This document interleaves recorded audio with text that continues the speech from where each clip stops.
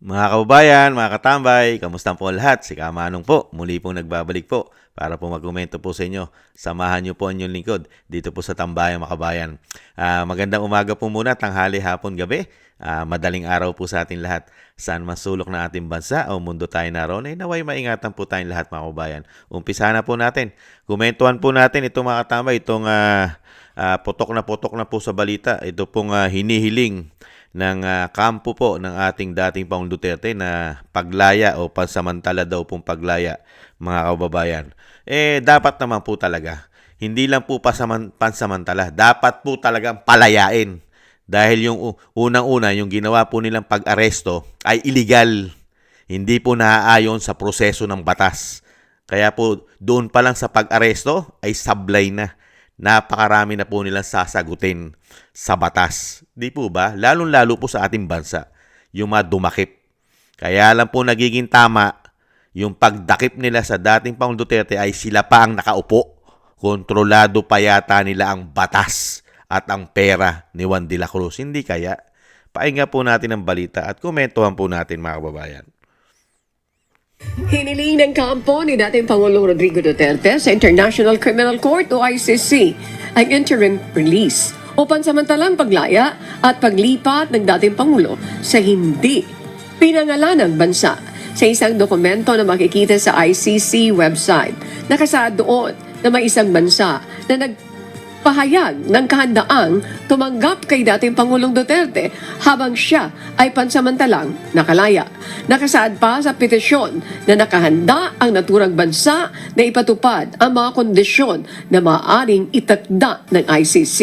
Iginit din ng kampo ni Duterte na hindi siya kwalipikado para sa karagdagang pre-trial detention dahil wala siyang kakayahan na tumakas o makasagabal sa investigasyon.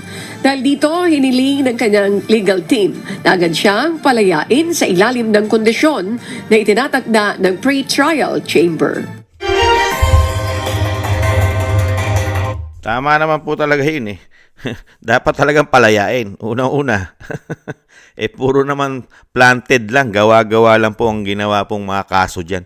Saka nakakita na isang damukal daw ang naging biktima ng pagsugpo sa pulburon. Mahigit 30,000. Hirap na hirap silang patunayan yan. Di po ba? At ang nakakagigil lang po dyan sa mga tao na yan, mga kabayan, nagamit po sa politika. Di po ba? Kasi kung paikinggan mo ang Amerika, ang mismong Amerika, mga tambay, alam nila kung ano po ang kabulukan niyang ICC. Di po ba? Una-una, yung ICC, nagagamit po yan. Ayaw na rin mismo sa Amerika. Nagagamit sa politika. Di ba? Kasi mismo sila ay wala po dyan. Hindi sila believe dyan sa ICC na yan. Mismong Amerika, pakinggan po natin ang mga pahayag ng mga panahon ang Amerika po at ang Pangulong Trump. May pahayag po dyan ang Pangulong Trump about po dyan sa ICC na yan. Lalong-lalo po yung soberenya. Di ba? Yung kailangan palakasin mo ang iyong soberenya, di ba? Ang iyong bansa, ang iyong judicial. Bakit ka pakikialaman, mga tambay? Wala unang-una, wala namang enforcement 'yan. At wala authority sa bansa natin 'yan. Dahil unang-una, hindi na tayo miyembro niyan. Wala nga jurisdiction sa atin 'yan. Kung yung mga bansa na mauunlad ay hindi nila pinapayagang makapasok sa kanila itong nagagamit daw sa politika na ICC, mga kababayan. Ito po, pakinggan po natin si President Donald Trump noong mga panahon siya nagsalita. As far as America is concerned, the ICC has... Ulitin po natin. America is concerned, the ICC has no jurisdiction, no legitimacy, and no authority. The ICC claims near universal jurisdiction over the citizens of every country, violating all principles of justice, fairness, and due process. Tama. We will never surrender America's sovereignty to an unelected, unaccountable global bureaucracy. Tingnan mo, ganyan po katitino ang presidente po. Never po silang mag-surrender ng soberenya nila, mga tambay. Ganyan po ang mga bansa na mga matatatag at nirerespeto. Mga bayan, irerespetohin ng yung bansa pagka ganyan po mga leader ang maglilingkod sa iyo. Never mo isurrender ang iyong bansa, lalong-lalo ang iyong soberenya, ang iyong judicial sa ibang bansa, lalong-lalo sa isang ICC na nagagamit pa sa politika. Hindi po ba? Kaya ito pong ICC, napakarami na pong problema ito.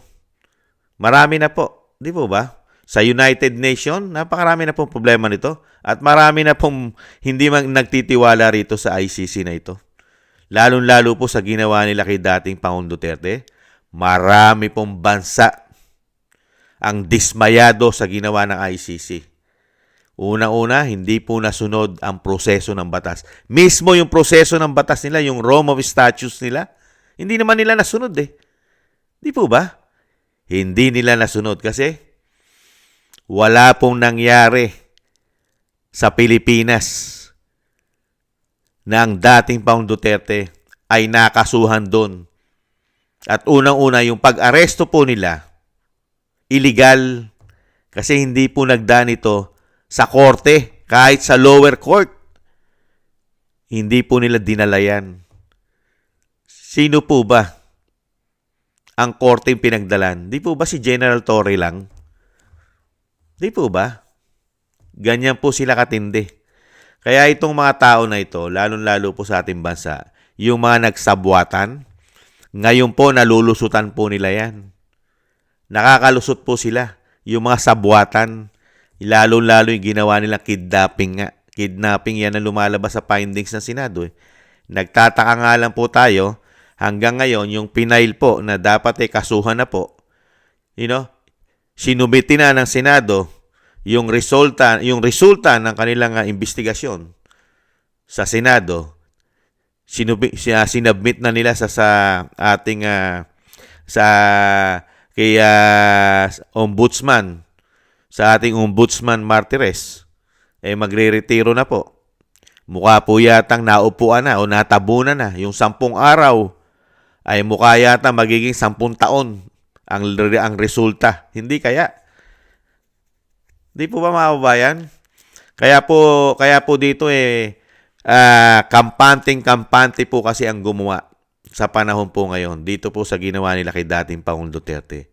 Una-una, yung napakaraming paglabag sa batas, proseso ng batas. Walang due process na nakuha ang dating Pangulong Duterte sa ating gobyerno. Mismo ang Korte Suprema, mga katambay, mga retired justices ang nagsasabi, maling-mali ang ginawang pag-aresto.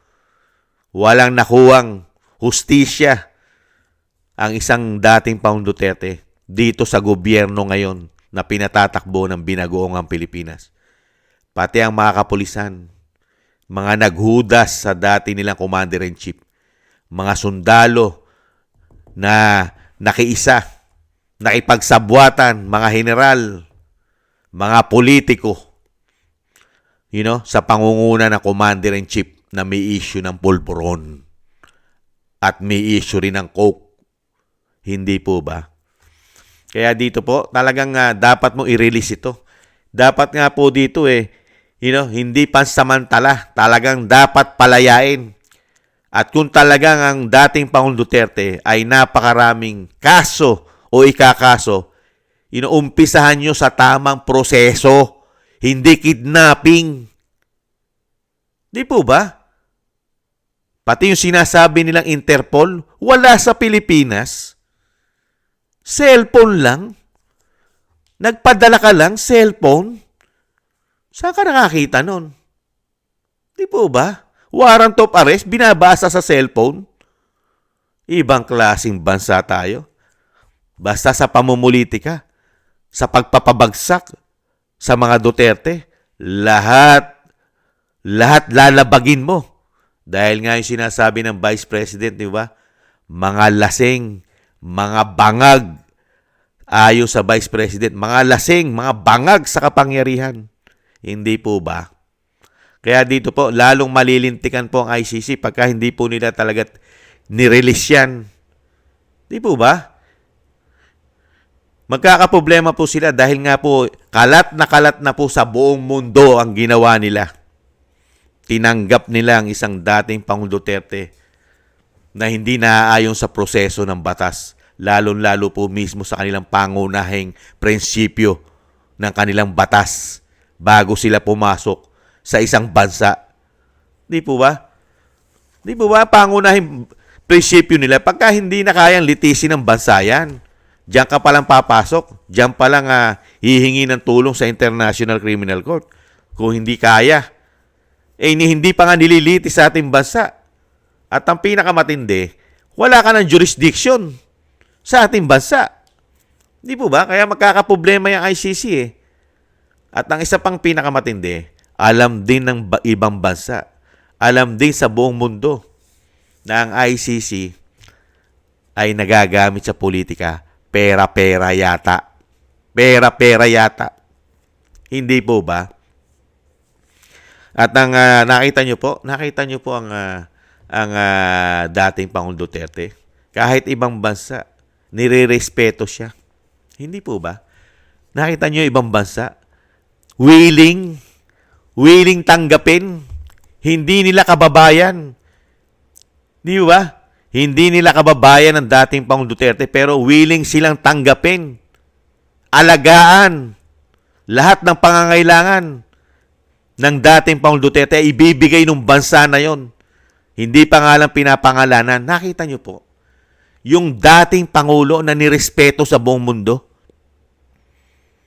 Di ba? Tiningala dahil sa napakaganda niyang panunungkulan. Napakagaling niyang leader.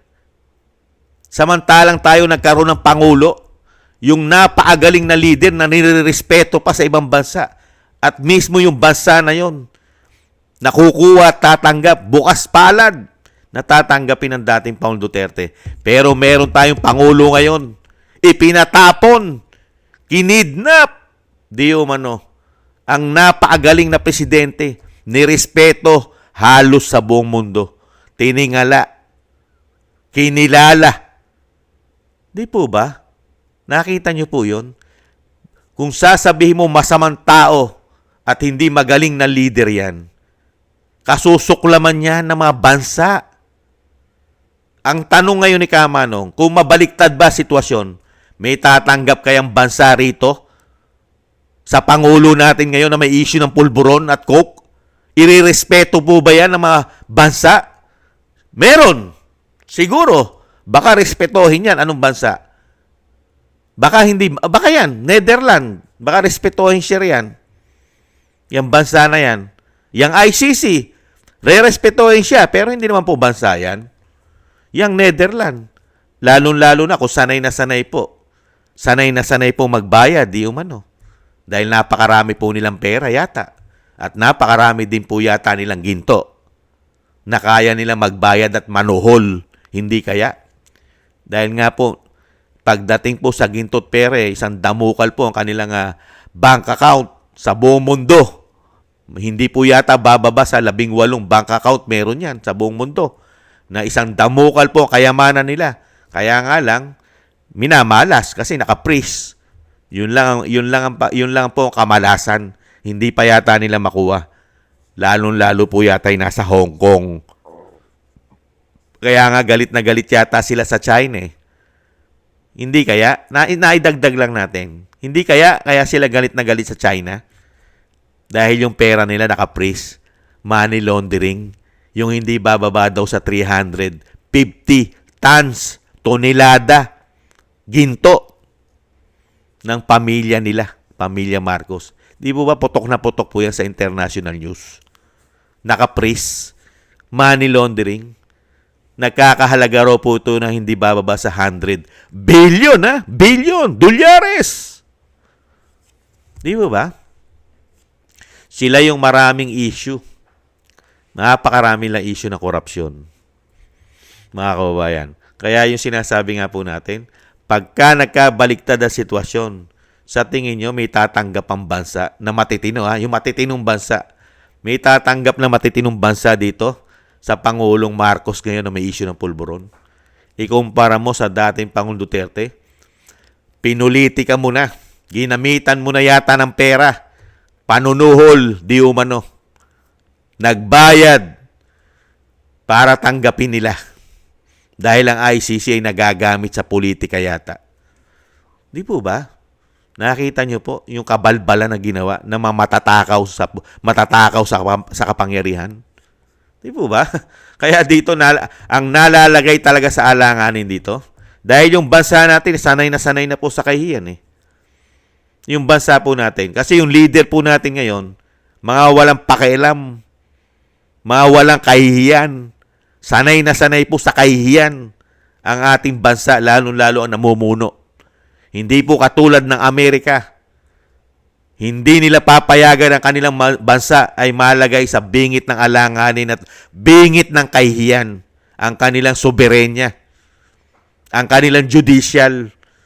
Never nilang papasukin dyan at panghimasukan ng International Criminal Court. Pero ang ating bansa, sanay na sanay. Ganyan po katindi. Diyan mo malalaman ang tunay na leader. Kaya mong ipagtanggol ang iyong bansa, ang iyong soberenya. Never mong ipamimigay ito. Never mong ipagagamit ito o isusuko sa mga dayuhan. Banyaga. Pero ngayon, nagkaroon po kasi tayo ng presidente na tinatawag nila di umano na Judas, taksil ng bayan. Di po ba? Nangyari na po yan. Kahit po noong mga panahon na tayo po ay dinidigma, di po ba napakaraming mga Judas makapili? Di po ba? Mga traidor ng bayan. Ngayon po sa ating henerasyon, bumabalik na naman po ang mga Judas at traidor ng bayan, di umano. Di po ba? Kaya dito, dapat po talagang palayain. Dapat nga po yan, matagal na po pinalabas yan eh. Di po ba? Kaya nga lang po, yung sinasabi nga po natin madalas at paulit-ulit, scripted po yan. Planado po kasi yata nila yan. Planado. Pinagplanuhan. Ginamitan ng isang damukal na pera yata para po yung gipitin. Gipitin. Dahil nga ron sa sobra nilang bangag at lasing sa kapangyarihan ayon sa Vice Presidente natin. Di po ba? Kaya itong ICC, pag pinagtagal pa nila ng pinagtagal yan, yung sinasabi natin paulit-ulit, marami na pong judge dyan, judges, prosecutor nila. Pati po kayong kanilang head prosecutor na si Karim Khan ay nagkakaproblema na rin po. Di po ba? At yung apat pa na judge dyan sa ICC, may problema na rin. Di po ba? Mga may sanction na po yan, pati ang kanilang mga kaperahan ay nakapris. Dahil nga po sa mga anomalya na kinasasangkutan nila. Di po ba? Kaya nga Amerika, pag yan ay pinagpatuloy pa na nila ng pinagpatuloy yung ganyang gawain, na pera-pera lang ang ginagawa nila, lulubog sila sa kumunoy. At yung ICC na yan, balang araw sa basurahan po yan pupulutin. Wala na po magtitiwala na bansa riyan. Magkakaubos po ang miyembro niyan, mga kababayan. Nakita nyo po, napakarami na pong malalaking bansa ang hindi miyembro niyan. Di po ba? Kauna-unahan po Amerika, pati ang China. Di po ba? Ang Russia, yung malalaking bansa. Nakita nyo po, ang Pilipinas nga, hindi na tayo miyembro niyan eh. Dahil nakitaan po ni dating Rodrigo Roa Duterte ang style bulok ng ICC, mga tambay. Yung mga bansa na isang damukal ang human rights na ginagawa, napakaraming ginugurgor, pero never nilang pinapasok. Diba? Katulad yan, no? Pinanghimasukan ba nila? Yung nangyayari sa Ukraine, ilang taon na, napakaraming nagugurgor doon.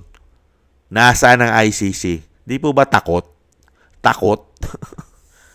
Kaya nga po nakita nyo po, yung kayang-kaya lang nila pasukan ang pinapasok niyan. Lalong-lalo po pagka ang presidente ay buang, bangag, gumagamit ng pulburon. Yan, kayang-kaya nilang lukuhin yung mga bansa, lalong-lalo ang presidente, meron kang ganyan. Hindi po ba? Kaya ito mga tambay, Pagka ito po ay tinanggihan ng ICC, lalong-lalo po ang kahilingan ng dating Pangulong Duterte ng kanyang legal team na ito'y palayain, talagang marami pa pong darating na karma sa kanila sa pinaggagawa nila. Bistadong-bistado po sila sa buong mundo. Lalong-lalo yung ginawa nila pakikipagsabwatan sa gobyerno natin na pagdakip at paghuli ng illegal, napakaraming nilabag na proseso ng batas. At lalong-lalo na wala kang jurisdiction sa bansa na pinanghimasukan mo. Hindi po ba? Ito, bumabango lang ito, mga kababayan. Sa totoo lang, kaya lang nagiging tama ang ICC dahil sa panahon po nila. Sila po kasi ang nanunungkulan ngayon. Real talk. Kaya lang po nagiging tama ang lahat na ginawa nila dahil sila ang nasa pamahalaan. Di po ba? Kaya nilang pagtakpan. Kaya nilang suhulan ang lahat. Di umano. At kaya nilang pagsabihan. Di po ba? At sinasabing diktahan ang media para pumabor sa kanila. Hindi kaya. At ngayon ay yan ang nakikita natin. Kahit po alam nila, kahit ng mainstream media, hindi naman po bobo, tangat, gago yan. Nakakaalam yan, matalino yan. Alam nila ang ginawa na mali ang ginawang proseso sa paghuli sa dating Pangulong Duterte. Pero, iba ang kanilang binabalita.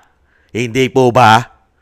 Kaya, dito sa administrasyon na ito, wala kang makukuha dyan. Lalong-lalo sasabihin mo na may pagkakamali sila. Never. Kayang-kaya po nilang ituwid. Yung mali ay kaya nilang itama dahil panahon nila. Pag hindi na po nila panahon, malabo na nilang maituwid at maitama ang kanilang mali. Di po ba? Kaya yung sinasabi ni dating Pangulong Duterte, totoo po yun. Ang panahon po ay lumilipas. Ang lahat po ay may katapusan, may hangganan. Yan po ang iniintay po ni Kamanong. Yung katapusan po na ginawa nila. At yung katapusan na gagawin pa nila. Hindi po ba, mga kabayan? Kaya po, mga tambay, intayin na lang po natin. At siyempre po, isama po natin sa ating mga dasal at panalangin na talagang palayain na po. Kahit po hindi sa ating bansa at meron naman pong bansa. Dahil hindi naman po iuwi sa atin, mga kabayan. Hindi po iuwi na ICC yan. Komento ko po, hindi nila iuwi sa bansa natin yan. May usapan May kasunduan. Meron yata silang kasunduan ng ating gobyerno na pinamumunuan ng presidente natin na may issue ng pulburon. Di po ba? Bakit mo iuwi sa Pilipinas yan? May kasunduan. Kasunduan. Hindi po ba? Kaya yan, mapapalaya lang po ang ating dating Pangulong Duterte. Siyempre, doon sa mga bansa na ICC pa rin ang masusunod. Siyempre, saan ba dadaling bansa yan? Siyempre, doon sa miyembro nila, diyan dadalhin yan. Kung yung natitira pa nilang miyembro ng ICC, doon nila dadalhin yan. Hindi po nila dadalhin yan sa Amerika. Dahil una-una, hindi naman miyembro ng ICC ang Amerika. At hindi rin nila dadalhin sa China yan. At sa Russia. Di po ba? Pero ang sinasabi nga natin, kahit na po yung miyembro nila, yung bansa na pagdadalan po dyan sa paglaya o pansamantalang paglaya ng dating Pangulong Duterte, doon mo makikita yung leader na nire-respeto. May respeto, may paggalang, may paghanga sa dating Pangulong Duterte, sa kanyang leadership. Di po ba? Bukas palad siyang tatanggapin nung bansa at gagastusan pa mismo nung bansa. Seguridad, lahat ng pangangailangan ng dating Pangulong Duterte ay ibibigay nung bansa na yon. Ganon po ang isang tatak Duterte. At ang tanong, ano naman kaya ang tatak ng isang Marcos Jr. sa ating bansa? At anong tatak, anong legasiya ang kanyang iiwanan sa mga Pilipino ni Marcos Jr. at mga kababayan? Ano po sa tingin nyo? Maraming salamat po, mga tambay, sa gusto po ng ating Tambayang Makabayan sa YouTube at TikTok. At ganun din po sa mga nagko-comment, like, share, and subscribe. At syempre po sa ating mga taga-subaybay. Thank you po. At lalo-lalo po sa ating mga subscribers. Maraming salamat po sa inyong lahat. Thank you po. Shoutout po sa inyong lahat. Ingat po. At thank you rin po sa mga nagbibigay po ng biyaya sa inyong lingkod. Maraming salamat po. Shoutout po. Kingston 123 ng Hong Kong. Eric Hershio ng Canada. Jake Yahut 4531 ng Maisog, California, USA. Gina Ray Solidides ng Berlin, Germany. Julieta Silona ng Sydney, Australia. Baby Roman, Ate Isa ng Cagayan. Si Jem Aris ng United Arab Emirates. Jobilin Watanabe ng Japan. Ako si Pilam, si Annie Jo, Teodorico Erguisa Jr., si Arfel Villacorta, Wills Bubbles 5697, Rosalina RK, Team 888, Michelle Yamaguchi Vlog. Maraming salamat po sa mga biyaya po na inyong pinagkakalob. Ingat po, maingatan nawa po kayo mga kababayan. At syempre po mga kababayan, yung dasal po, wag po natin kalimutan na isama po natin sa ating mga panalangin at dasal ang pag-iingat po sa pamilya Duterte. At syempre po, lalong-lalo po sa ating dating Pangulong Duterte na maingatan po ang kanyang kalusugan at syempre po ang kanyang mabilis na paglaya, mga kabayan, ay sana po mangyari na po sa lalong mabilis, mga kabayan. Ngayon, thank you rin po mga tambay at syempre po pasamantala muna po tayong mag-iwa-hiwalay, mga kabayan. Thank you po sa muli po mga tambay. Ingat po. Paalam. Ingat po. Bye-bye.